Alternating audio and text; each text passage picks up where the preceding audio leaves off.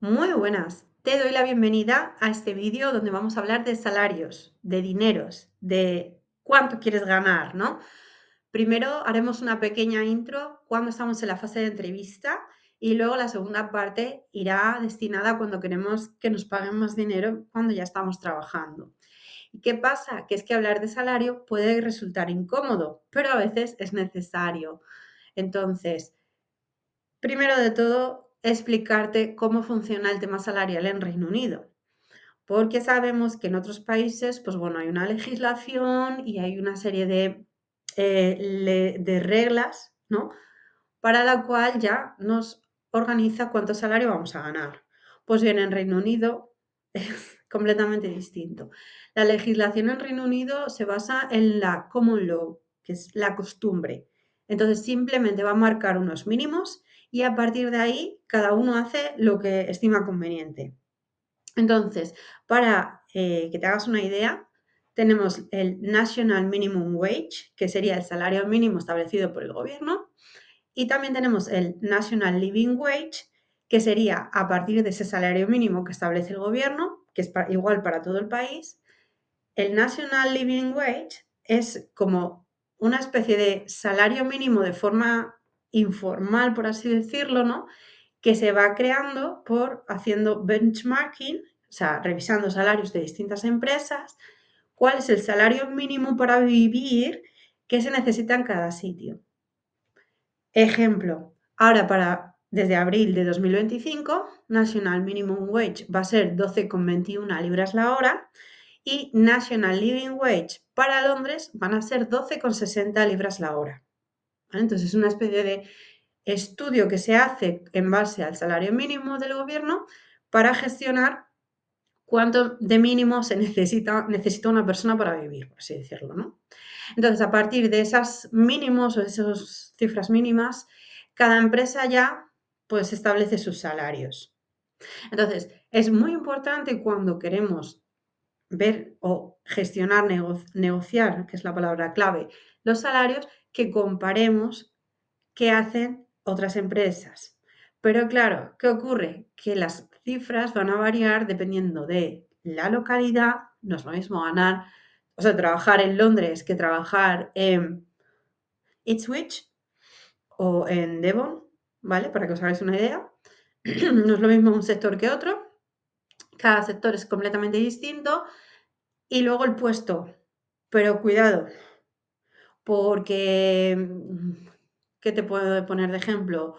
Un warehouse, un personal de almacén en Amazon puede hacer X, pero en la fábrica Pericol de los Palotes hace Y, con lo cual los salarios van a ser distintos y está bien, porque las tareas asignadas son también distintas. Entonces, hay que tener en consideración que en Reino Unido no hay una legislación que nos diga, por ejemplo, como el caso de España, tienes el convenio colectivo de metal que va a decirte el salario es X y es X para todo el mundo o es X para esa localidad, para esa comunidad. En Reino Unido no hay eso, entonces hay que ir mirando qué tipo de tareas define cada puesto y qué salario se pide para cada puesto. Entonces, la práctica. Pues nada, que es lo que os decía. Cada sitio va a tener una cosa distinta, pero sí que podemos crear como una especie de benchmarking, de organización, de revisión de salarios. Y luego además tenéis plataformas en Google como el caso de Glassdoor o Indeed, que ya os hacen como una especie de comparativa, ¿no? Podéis poner qué salario recibe, yo que sé, un vendedor en San Albans y te da una media salarial de la zona. Entonces, con eso sí que podéis ir un poquito teniendo una idea. Entonces, cuando estamos en la entrevista de trabajo y vamos a tocar el tema del salario, hay que tener muy importante en mente que en la primera fase, salvo que nos pregunten, no podemos hablar de salario, ¿sí? Porque queda un poco, no acabamos ni de empezar de hacer la entrevista o del proceso de entrevistas y ya me estás preguntando por el salario, o sea, solo te interesa el salario. Que la respuesta puede ser que sí, pero en la práctica debemos demostrar como más, queremos más cosas, ¿no? Aparte del salario y ahora explicaré por qué también. Entonces, cuando tenemos estamos buscando trabajo, como vamos buscando distintas ofertas, vamos a saber un poquito qué salarios se están manejando y qué salarios vamos viendo, ¿no? Con eso vamos a empezar a trabajar. Y aquí está el tema. Si nos dicen el salario y la oferta, pues podemos decir que estamos de acuerdo con ese salario o si hay margen para negociar. ¿Vale? Si no hay margen para negociar, obviamente nos hemos apuntado a una oferta que pone, yo qué sé, entre 30 y 35.000 al año, pues es que es lo que hay, o sea, pero bueno, si hay margen para negociar, genial.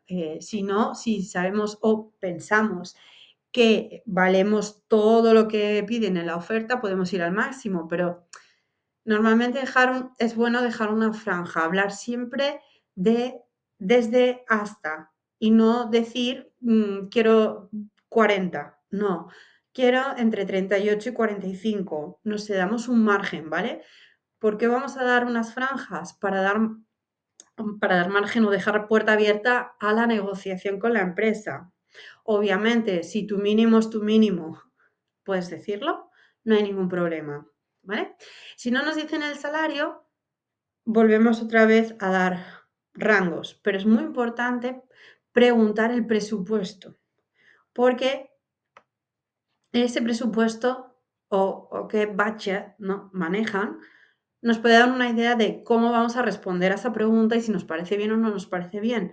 Pero claro, siempre o casi siempre van a intentar que seamos nosotros los que digamos por dónde nos vamos moviendo salarialmente hablando. Entonces, que tengáis un poquito de, no decir, pues entre 15 y 20. No, mira, he hecho benchmarking, I've done benchmarking and I review other positions. I'm actively looking for another job. So, this is my between from to. ¿Vale? Que siempre digáis un poco una respuesta elaborada. También podéis hacer lo que os recomiendo en el último punto, que es ofrecer ese rango y decir, bueno, me parece bien el rango que ofrecéis, pero me gustaría tener una revisión salarial post-probation. ¿Qué significa esto? Que una vez pasen los 3-6 meses de periodo de prueba, que nos hagan una revisión de todo y que si merece la pena, que nos suban el salario también. Yo esta estrategia la he hecho bastantes veces y funciona, pero tenemos que nos lo pongan por escrito siempre, porque si no, luego las palabritas se las lleva el viento. Pues bien, cuando ya estamos trabajando y queremos que nos suban el salario, tenemos dos caminos. Primer camino es que estamos haciendo todas las tareas y ya no hay margen de mejora, ¿no? Y queremos quizá empezar el camino por voy a coger más tareas para que me pueda subir el salario. Es hablarlo. Entonces, vamos cogiendo más tareas como, pues mostrar interés por nuevas cosas que vayan surgiendo, ofrecer ayuda en determinados momentos a compañeros o a otros departamentos, siempre ir con actitud positiva al trabajo, que eso influye mucho, y además aportar ideas. ¿Por qué no hacemos esto? He visto esta cosa y creo que sería bueno para la empresa, ¿no? Cosas así que se vayan pudiendo aplicar para que vean que somos proactivos, que nos vamos moviendo y que queremos más, ¿no? Un poco así a indirecta. Pero bueno, sí, tenemos también el caso contrario, perdón, que es que a lo mejor desde el momento uno que nos contrataron estábamos aquí, ahora ya estamos aquí, pero con el mismo salario. Entonces ahí vamos a hacer un poco otra estrategia, que sería la B. Y es, primero de todo, tener en consideración cuáles eran las tareas por las que nos habían contratado, ¿no? Esa job description inicial, ese job role inicial. Y hacer otra lista con las tareas que hacemos ahora mismo. Con esas nuevas tareas vemos la diferencia y volvemos a revisar en el mercado cómo se mueve el puesto con todas las tareas que realizamos en otros sectores o en otras empresas afines o en el mismo área, ¿no? Y con eso es con lo que vamos a intentar hablar. Pero tenemos que tener siempre en consideración todas estas cosas. Y es que hay que saber jugar bien las cartas y adaptarnos a la cultura inglesa.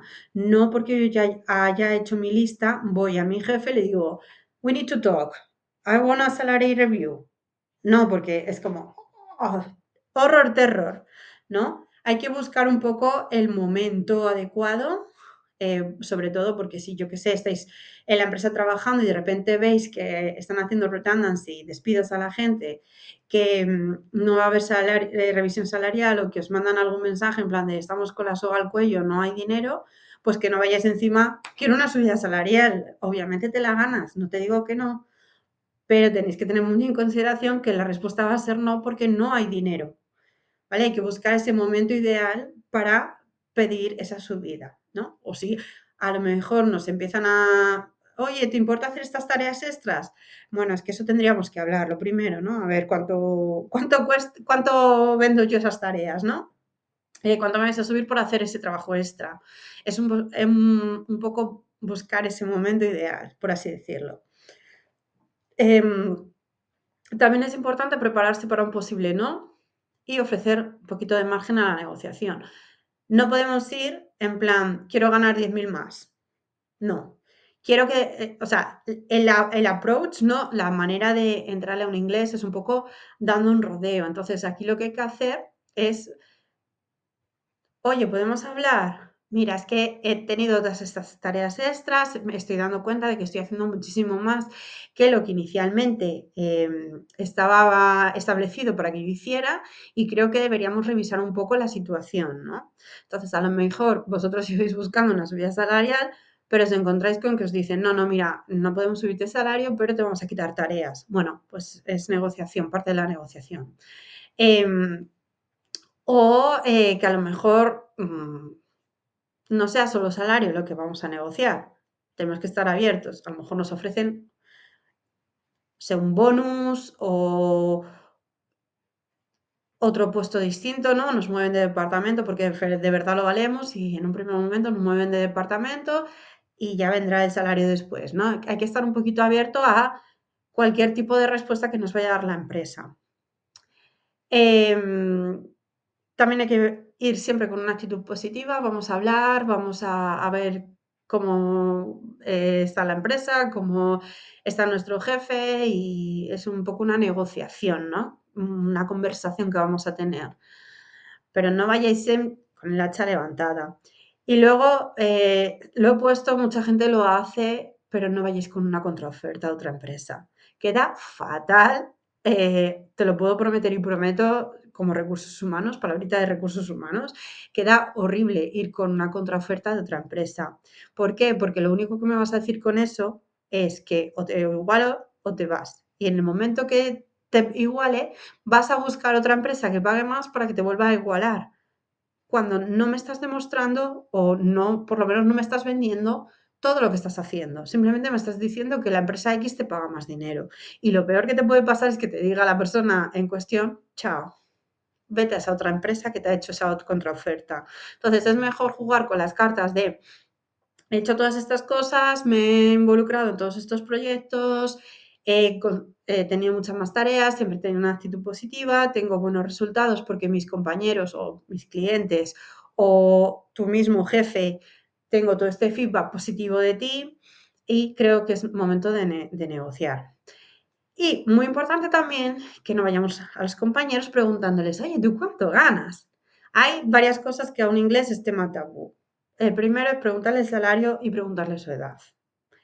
La política. Estas tres cosas no se pueden tocar con los ingleses, al menos en un ambiente formal. Entonces, quédate más fatal, a fulano le estás pagando X y a mí me estás pagando Y. Básicamente por lo que os decía al principio, no hay una ley escrita que para el puesto X haya que pagar Y. Si el fulano de turno ha negociado 10.000 más que tú, sorry, but not sorry. Él ha negociado mejor que tú. Es tu momento de negociar mejor con tus habilidades, con tu valía, pero no con lo que hace el fulano o deja de hacer el fulano, porque eso queda horrible. Y luego te pongo una pregunta abajo. ¿Quieres negociar solo salario? Porque tenemos también el salario emocional, ¿sí? ¿Qué significa esto del salario emocional? Pues se lo llaman salario emocional, pero al final es cualquier otra cosa menos el salario. No sé, es como, ¿qué ambiente tienes? ¿Que estás feliz de verdad en el trabajo? ¿Es solo el dinero lo que de verdad te molesta? ¿O hay más cosas detrás? ¿Vale? Pongo algunas cosas: flexibilidad, reconocimiento, valoración, oportunidades de crecimiento, de formación, buen ambiente de trabajo, eh, que te autonomía y confianza, ¿no? Que no haya micromanagement. Para mí esta última es básica, pero bueno, luego hay empresas que es eso, que te dan comida, te dan vales de transporte o te cubren el transporte y al final dices, bueno, no estoy ganando tanto, pero sí que es verdad que estas cosas de vales de comida, de transporte y demás me están cubriendo bastantes costes, con lo cual cuando vayáis a negociar salario, no solo os fijéis en el dinero, sino enfócate también en qué otras cosas, qué otros beneficios tienes en la empresa que a lo mejor otras empresas no ofrecen. ¿De acuerdo? Y nada, por último, conmigo misma, te digo que siempre es súper importante buscar el momento adecuado. Si en tu empresa hacen revisiones anuales o hacen un appraisal o has llegado al primer año de trabajo, al quinto año de trabajo, es un momento ideal para decirle a tu jefe, oye, mira, llevo ya 5 años en la empresa, me gustaría tener una reunión contigo, ¿no? Para ver cómo vamos o cómo, en qué punto estamos. Y ya a través de ahí ya le vas soltando un poquito las perlitas de, oye, mira, he hecho todo esto, he avanzado todo esto, he creado estos proyectos o he vendido tantas cosas. Y gracias a eso, pues me gustaría sentirme recompensado, ¿no?